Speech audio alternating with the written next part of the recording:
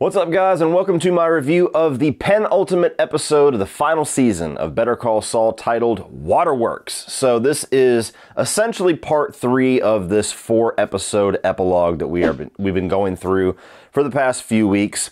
Now, I will say right off the bat that this is probably my favorite thus far of this 4-part epilogue. I think this was a much more interesting episode, a much more engaging episode than the previous 2, and it did do a lot to make me very interested and very excited again about where they might possibly take things in this final episode of the show that I've been a very big fan of for years now. I still don't completely know how I feel about the direction they decided to take for the last section of episodes of this show, though, but we'll get more into that. Starting off with the things that I really did enjoy about this episode, it was pretty easy to predict that we were going to see a lot of Kim focus, being that the title was Waterworks, and in the last episode they made a direct reference to Kim now working in a sprinkler company.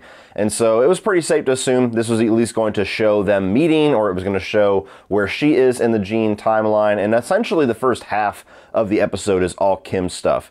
And to me, that was the most interesting part of the episode. Seeing Kim and where she is and what her life is like in this post-Breaking Bad Jean timeline was very interesting. It harkened back to a lot of the cold opens of the previous seasons of Better Call Saul, to where there was just tiny little nuggets and very subtle hints and very visual storytelling whenever it's showing the mundane life that is now kind of Saul Goodman's existence.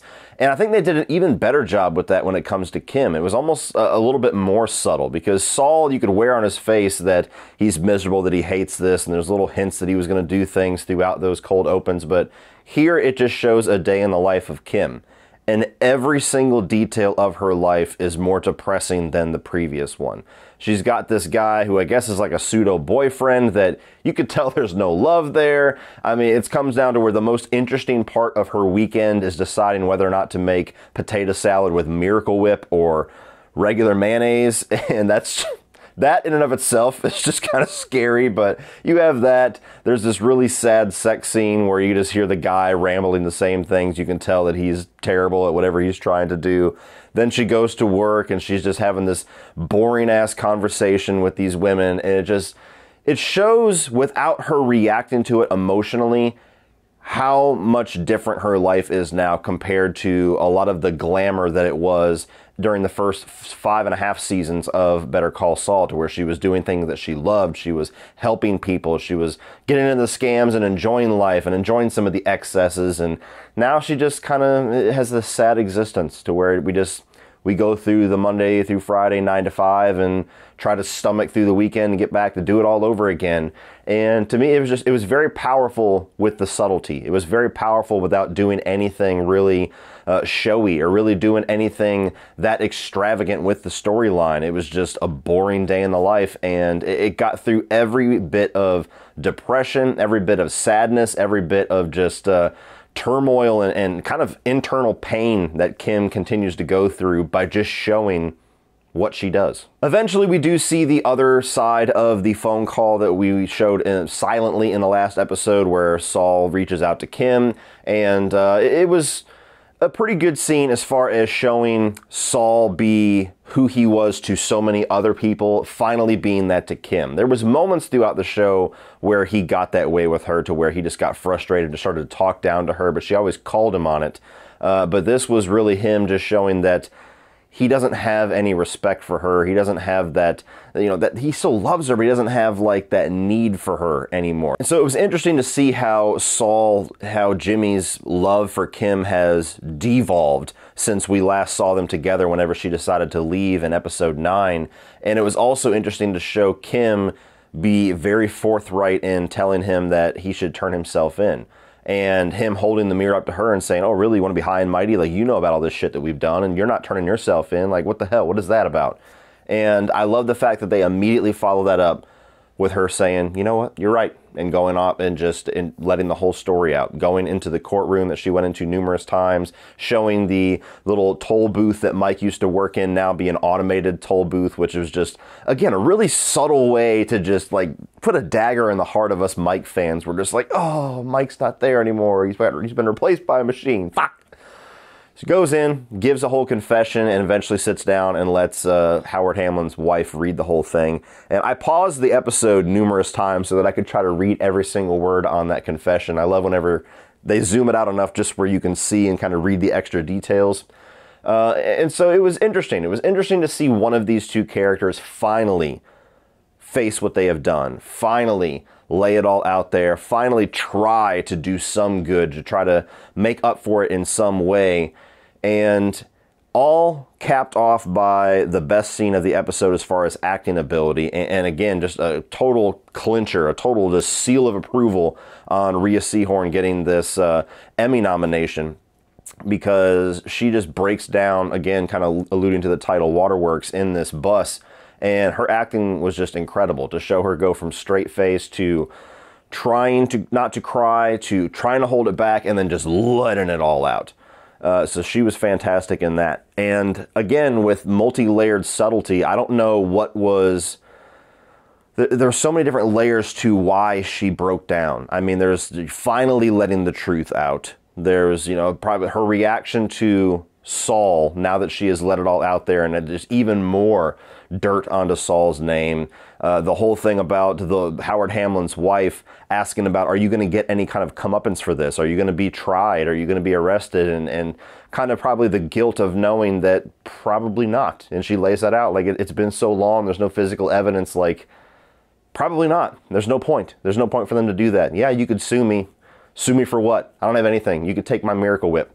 So that was just a great first half of this episode. And so even if the whole episode was focused on Kim, I just found myself much more interested and engaged in what she's been doing, how her life has devolved, than seeing Gene go through more Slip and Jimmy schemes. Then we eventually get caught back up into the Gene timeline to where he's breaking into this guy's house. And they're doing a really good job in these final 4 episodes at making you dislike Saul Goodman. I don't know if that's the intention, and I don't even really know if I fully like that or not. I mean, Saul's always been a slippery character, even in Breaking Bad, but he's never really been a character that has lost the love of the audience, lost the approval of the audience. And they're doing a lot of things in these final 4 episodes to just make him seem extremely stupid, and to make him seem extremely, just unforgivable, selfish, self-serving, to the point where we just don't like him as much as we did. For as many of the shitty things that he did throughout Better Call Saul, there was never a moment where you're like, oh, this guy's a fucking scumbag, man. Like, just take him away. Like, we never felt that way. At least I didn't. But when you see him go through this and he gets the identity, he gets everything that he came to this place for, gets to the door and stops, and that Slippin' Jimmy voice starts going again, and he decides to just stroll on through the house like he's got all the time in the world, go upstairs, start stealing watches, start stealing valuables, and, sipping some whiskey and taking a cigar, and eventually get in a situation where Jeff, the cab driver, ironically enough, very conveniently, there's some cops that just decide to park on this random street to eat lunch. I thought that was kind of strange, to be honest with you, but they scare him off, or maybe that was a backup plan where he drives off and immediately crashes into something. I got a chuckle out of that. And Saul gets away and builds up to this situation where he is going to get Jeff out by talking with Carol Burnett's character. And as a lot of people had predicted, because they were really kind of foreshadowing this with the headphones and the computer and the laptop and everything, that she was going to stumble across Saul Goodman stuff on the internet. And that's exactly what happens. And this was the most interesting scene to me of the Gene stuff, to where you have Carol Burnett that is now figured out who Saul Goodman is, that calls him on all of his bullshit, that she's backed up into a corner. And there was this subtle thing, again, subtlety, with Vince Gilligan. That's like his biggest weapon in his tool belt is subtlety, where he's got the phone cord and he's wrapping it around his hands. And I sat there for a minute and I actually was convinced. I was like, dude, are they really going to make Saul kill somebody? Are they going to make Saul strangle this chick out of fear, out of panic? What are they about to do? And my heart started beating. I was like, no, what the hell? Saul doesn't kill people. And so I got nervous for a second there when they did that. And then so eventually it de-escalates a little bit. He lets her do the life alert, hauls ass, and that's the last we see until the finale. But that one scene there, not only that, that little bit of intensity, at least how it hit me, also Carol Burnett's acting was great in that scene where she tells him, I trusted you, and that's just enough for him to... Okay, hit the button. Yeah, you're right. I suck. That was really good. That was a really good scene. Now, the scene that I really want to talk about here, there's a couple of moments that we go back to the Breaking Bad storyline for a little bit. And to me, the moments that they went back to the Breaking Bad timeline, including the cameo, was significantly better in this episode than the previous episode. I said in my review that felt like fan service. It felt like pandering. It felt like almost the studio said, you got to have a Walt and Jesse scene in there. Like, we can't not have them in there. That's how insignificant that scene was to me. And I still hold true to that. I know a lot of you guys don't agree. Well, that's my opinion. This scene, I thought was great. So the episode opens up with him stalling, not wanting to get forward with something, and you realize it's the divorce papers signing between him and Kim. Eventually getting back to that, and it shows how he has changed his attitude towards Kim, how he has changed as a person, how his morals have been crumbled, and now he's this empty shell, to where she's signing these papers in his office, presumably the first time that they've seen each other in a very long time, and he's just fucking around. Like, he's not paying attention to her, he's ignoring her, he's looking through other stuff, goofing around, like this is just another thing. It doesn't have any significance whatsoever. And, you know, even when she finishes it up, and he's just like, all right, yeah, have a nice life. All right, yeah, who's next? Yeah, bring him in. And I liked how they did that to just kind of reinforce that character of Saul Goodman, the one that we saw in Breaking Bad, and show so much more of what was going on behind that guy's eyes.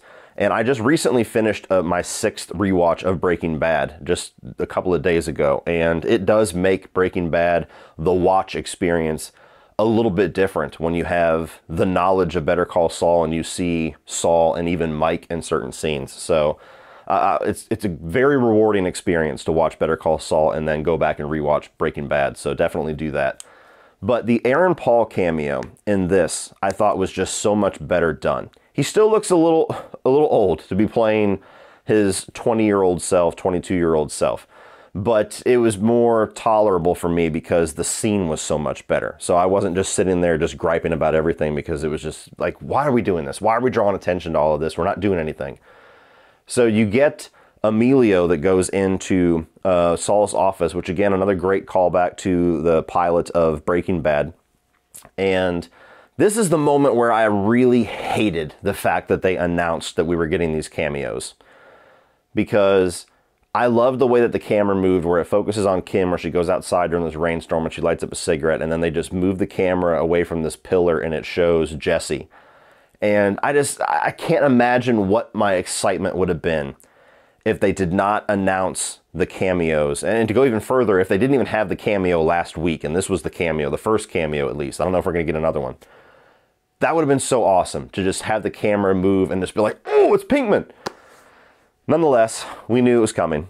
So you get Jesse Pinkman here. And what I loved about this scene, first of all, is that Aaron Paul went right back and just dialed right back into the early seasons of this character. Because Jesse Pinkman from season 1, halfway through season 2, very different character than he is the rest of the series. Like, that's a character that evolves and changes throughout those 5 seasons very much, to where he starts off, he's kind of a dimwit, he's kind of a dumbass, he says a lot of really goofy shit that's very funny, he's very immature, and then quickly he's just thrust into maturity, and his character is thrust into a much more dramatic role than he was and what he was intended for early on in the show. And so the way that he talks, the dialect, the mannerisms, the jokes, the way that he's saying shit, and the words that he's using, I mean, it was just dialed right into early Jesse Pinkman. And so that kind of warmed my heart that he was able to just jump back into that side of the character. Because even when he jumped back into the character in El Camino, he was jumping back into the later season Jesse Pinkman. So it wasn't the same. So I loved that. I loved the exchange that they had. I liked the fact that Jesse was kind of setting up, again, more details that we knew, but just enhancing the details about Emilio getting off from Saul Goodman, which is something he said in the Better Call Saul episode, that he got Emilio off twice when he was, caught dead to rights. And he's asking Kim, I recognize you. You got my buddy Combo off, which is another detail we didn't know, which is very cool, with the nativity scene, theft. And he asks her, is this guy, I don't know about this dude on the benches, the goofy commercials. I don't know about him, but Emilio seems convinced. Is this guy good? And you get Kim's answer, which is a loaded answer. And she says, "He was when I knew him," and then walks out. Like, I loved that. That cameo scene to me had a lot of purpose. It had a lot of heart to it. It had a lot of meaning. It justified its own existence. And so you take last week's cameo and you compare it to this cameo. I just don't think it's any comparison whatsoever. So, overall, I did enjoy this episode much more than I enjoyed the last two. With that being said, and again, we still have one more episode. Of course, the final episode could just pull a rabbit out of its hat and make me reframe how I think the last couple of episodes have been, and I could end up eating my words and changing this thought later on. I reserve the right to do that. I haven't seen the whole story yet. But as of right now, 3 episodes into the last 4 episodes of this show, and I just don't know that this was the best approach to end this show. I like epilogues. I think that seeing how things play out in the Gene storyline is very important. Maybe it's just a structure thing. Maybe they could have put pieces of this storyline throughout the season and had the Gene storyline season or story converge and complete its climax at the same time that the Saul storyline completed its climax. But it just feels like we reached the natural conclusion of this show. All of the storylines and characters that we've been invested in for 6 seasons are concluded. All of the tension was let loose. All the climaxes, all the ends of these stories have already happened weeks ago. And then we've spent 3 weeks now. It's going to be 4 weeks in this new timeline with a bunch of characters aside from Saul that we've never met before. So you got to like almost reframe the show to restart itself 4 episodes before the end. The tone is a little different. Of course, the black and white thing stylistically a little bit different. And I just don't know. You know, I don't know if this is the way that I want this show to end. And again, we've got one more episode, but it just feels a very awkwardly structured final season. I love what Vince Gilligan and Peter Gould and all of these writers and all these showrunners and everybody that did Breaking Bad and have done Better Call Saul do. I would never claim to have better ideas than them or to know better than them. I just would never do it. These are writers that I think just constantly show that they know what the fuck they're doing and they're the best in the business. But this is the one time in Breaking Bad and in Better Call Saul to where I really don't quite get the decision that they're doing here. It just 3 episodes in now going through this storyline, and it's just like, okay, maybe the extended episode order, maybe the 13 episode order instead of 10 episodes made it a little bit extra drawn out. But I mean, we had the first half of this season that was all this really long and drawn out plot to get Howard Hamlin, which I didn't really mind all that much because I was waiting for things to get crazier in the back half. That was the expectation that Breaking Bad incorrectly set up for me. Then we got the last couple episodes after the mid-season break, and it was exactly that. It was just getting crazy, and then it just closed off, and then we just let all of the air out. We let all the tension loose. And we've been spending 4 weeks now, or we're going to be 4 weeks by the end in an epilogue. And that just seems like a very awkward length for an epilogue. Like, it's an important storyline, I get it, but do we really need 4 episodes of it? Do we need to go through all the different schemes in 2 different episodes? I just don't think so. So I don't know. I don't know if it's the episode length. I don't know if it's the structure, the way that they've framed everything, but it's just not completely coming together for me, and I find myself not nearly as on the edge of my seat or as excited or as invested in this final stretch of episodes as I ever would have thought I would be. And that's just my opinion. I know some of you guys love the fact that it's doing this. I think some of you guys are lying to yourself that you love it. Like, I gotta be honest with you, there's some of you guys in the comment section that are being complete fucking assholes about this show. The last week, the week before it, I've seen it on other channels, other creators that are pointing out a few issues, you know, things that they're unsure about, but still really praising and liking the show. Apparently, if you don't give every single moment of every episode of this show a 10 out of 10, 100% A++, you're not a fan of the show, or you don't understand things, or you're fucking unintelligent. All of you guys need to just shut up, because you honestly, you make the show unlikable, and you make the universe unlikable to people that are just trying to be honest about their thoughts. So all of you can kiss my ass.